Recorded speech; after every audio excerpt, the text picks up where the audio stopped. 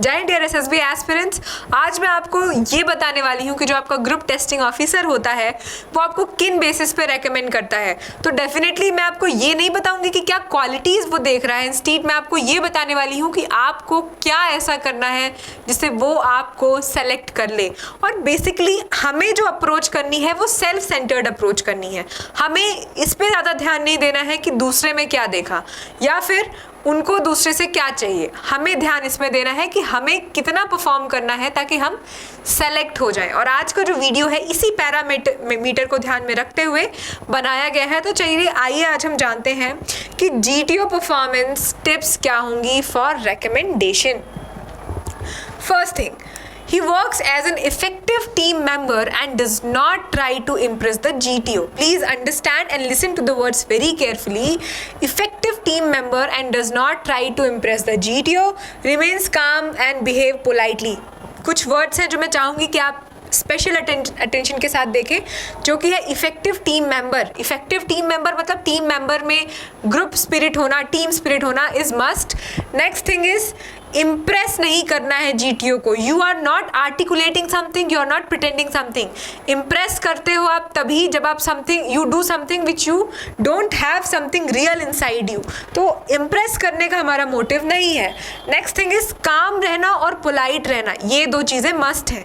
तो याद रखो कि effective team member, calm and polite, that is something you have to do and adhere in your personality. Apart from that you can't be the one who is just trying to impress the GTO, because impression एक ऐसी चीज़ है जो आज है कल नहीं है। Instead जो भी आप दिखाना चाहते हो उसको अपने बिहेवियर में लाने की कोशिश करो ताकि वो हमेशा आपके साथ रह सके। नेक्स्ट थिंग, मैं आपको सारे टास्क वाइज समझाती हूँ। बेसिकली जो जीटीओ में टास्क होते हैं, ग्रुप टास्क होते हैं, वो हमारा होता है group discussion PGT and HGT, उसके बाद हमारा स्नेक रेस और उसके बाद हमारा क्या होता है बेसिकली एफजीटी। तो हम आज ग्रुप टास्क की ही बात करने वाले हैं क्योंकि ग्रुप टेस्टिंग ऑफिसर मेजरली आपको किस में टेस्ट करता है, ग्रुप टास्क पे। तो आइए जीडी की बात करते हैं। He gives few sensible points, listen to others and never repeat his points. ये जो टिप्स हैं ये बहुत इंपॉर्टेंट हैं आपके रिकमेंडेशन के लिए। Lot of you have asked me this question, ma'am, how to handle a GD, how to start a GD, what are the tips to do effective GD. Please listen to this very carefully that आपको अगर GD अच्छा करना है तो repeat मत करो अपने point को, दूसरों को भी सुनो और काफ़ी अच्छे सेंसिबल पॉइंट्स देने की कोशिश करो। Let's move to PGT and HGT. PGT stands for progressive group task and HGT stands for half group task. तो he gives practical ideas and helps the group cross the obstacles, individual obstacles. He plans the sequence of doing the obstacles to maximize his marks.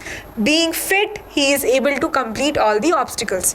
तो आपको एक और idea मिला होगा कि individual obstacle में आपको फिटनेस का आपका बहुत रोल है और स्ट्रेटजी भी बहुत इंपॉर्टेंट है।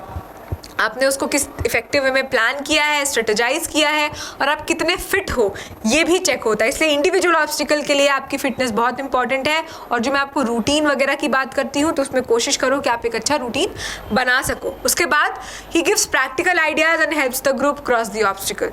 प्रैक्टिकल आइडियाज पीजीटी में बहुत इंपॉर्टेंट है। आपको हिट एंड ट्राई में नहीं जाना है, आपको प्रैक्टिकली हर चीज़ को सॉल्व करने की अप्रोच रखनी है। और कोशिश करो कि आप एक अच्छा विजुअलाइजेशन पावर भी रखो ताकि उससे आप जो भी करो वो एक बार आपके दिमाग में already as a solution implement हो चुका है। तो जो एरर की पॉसिबिलिटी होती है वो हम रिड्यूस कर चुके होते हैं through imagining something. Okay, let's move to the next point which is about GP. GP stands for group planning exercise. आपको ग्रुप प्लानिंग एक्सरसाइज बहुत अच्छे से करनी है। प्लीज इस टिप्स को ध्यान से सुनिएगा क्योंकि group planning exercise stands very important in all of your group GTO task. He makes a sensible and practical plan which can be implemented in the allotted time. He neither gives nor accepts points which are impractical. तो हमेशा याद रखना कि ये जो group discussion है ये बाकी ग्रुप डिस्कशन से डिफरेंट है। यहाँ पे आपको इम्प्रैक्टिकलिटी को बिल्कुल भी सपोर्ट नहीं करना है। कोई भी नॉनसेंस बातें करे, you should not be supporting that just because he और शी इज़ योर फ्रेंड और because you are acting in a group. No, group की भी अपनी एक लिमिट होती है और एक मोटिव के साथ आप बढ़ते हो। तो sensibility and logic, one thing is very much prior in solving group planning exercise, okay, and implement the allotted time. Timings की बात मैंने यहाँ पे की है। तो टाइमिंग्स में सब कुछ सही समय पे सही टाइम पे ख़त्म करना और विद इन टाइम सारी चीज़ें शुरू करके उसे पूरे प्रॉपर इम्प्लीमेंटेशन के साथ फिनिश करना is also important. Let's go to the next task which is command task.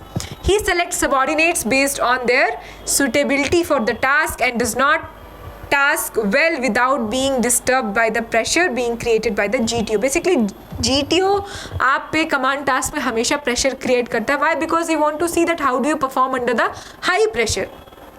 और आपको जैसे पता है कि कमांड टास्क में you have got this opportunity to choose your subordinates. So please choose your subordinates very wisely.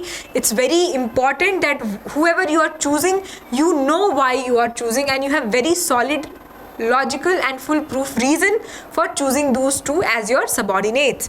Apart from that, also your pressure handling is also tested, so please try to be, as I have told you in the beginning, that you have to be polite and calm. So calmness is also something which is being tested here, and that's why I say you to be polite and calm in your command task. Okay, let's go to the next thing which is snake race. Very important yet done in a group. So he helps the group cross the obstacles fast without breaking any rules.